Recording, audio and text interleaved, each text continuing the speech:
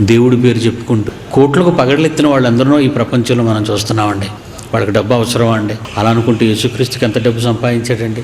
అపోస్తలులు ఎన్ని మెడలు కట్టారండి? ప్రారంభ శతాబ్దంలో ఉన్న క్రైస్తవులు తమ చరస్థిరాస్తులు ఎందుకంటే అమ్ముకున్నారు? మీరు ఒక్కసారి ఆలోచించండి. ధనవంతుడు దేవుని రాజ్యంలో ప్రవేశించుట కంటే వంట సూది బిజ్జంలో దూరిపోద్దని చెప్పాడండి దేవుడు. ధనవంతులు ఒకటకు అపేక్షించేవారు శోధనలోనూ ఉరిలోనూ చిక్కుకుపోతారు అన్నాడండి బైబిల్లో దేవుడు. మీరు ధనమునకును దేవునికి నీ దాసులు కానేరరు, నీ ధనం ఎక్కడ ఉండునో నీ హృదయం అక్కడే ఉండును అన్నాడండి దేవుడు. యేసు బోధలు సారాన్ని విన్నవాళ్ళు ఇంకా డబ్బు కావాలి, డబ్బు చేసుకోవాలి, కోటీశ్వరులం కావాలి అని, వ్యాపారాల్లో నిలబడాలని, కోట్ల సంపాదించాలి, కోట్లకు పగడలెత్తాలని, డబ్బు ఇస్తే ప్రార్థిస్తావని ఎన్ని మాటలు ఈరోజు చొప్పిస్తున్నారండి. ఈరోజు ఆలోచించండి ప్రియులారా. ఒక భారతదేశంలో ఉన్న మనమంతా అనేక మతాల సమ్మేళనంలో ఉన్నారు. మనమంతా అన్నదమ్ముల్లా, ప్రపంచ ప్రజలంతా ఒకే దేవుని పిల్లలు, ఒకరి నుండి వచ్చిన వారిని మనం అనుకుంటే ఈ మతోన్మాదపు చిచ్చు ఈరోజు మన భారతదేశాన్ని దహిస్తుందండి.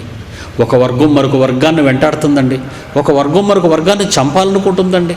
ఒక వర్గం తన ఆధిపత్యాన్ని నిలబెట్టుకోవాలనుకుంటుందండి. ప్రాంతీయ తత్వం వచ్చిందండి, కులతత్వం వచ్చిందండి, మతతత్వం వచ్చిందండి. ఈ తత్వాలన్నీ ఎవరివండి? ఒక వీధిలో కుటుంబాల మధ్య ప్రేమతత్వం నశించిపోయిందండి. ఒక పల్లెలో ఎన్ని మారణహోమాలు జరుగుతున్నాయో నిజంగా ఈ ప్రాంతాలను మేము పేపర్లో చదువుతుంటే నరుక్కోవటమే కదండి, చంపుకోవటమే కదండి. ఇలా దేశాలకు వెళ్తే యుద్ధాలండి. కాశ్మీర్లో జరిగిన ఓచకోత మీరు చదివే ఉన్నారు కదండి. ఎందుకండి సమాజం ఎటుపోతుంది ఒక్కసారి మీరు ఆలోచించాలి. ప్రపంచం ఎటు వెళ్ళిపోతుంది?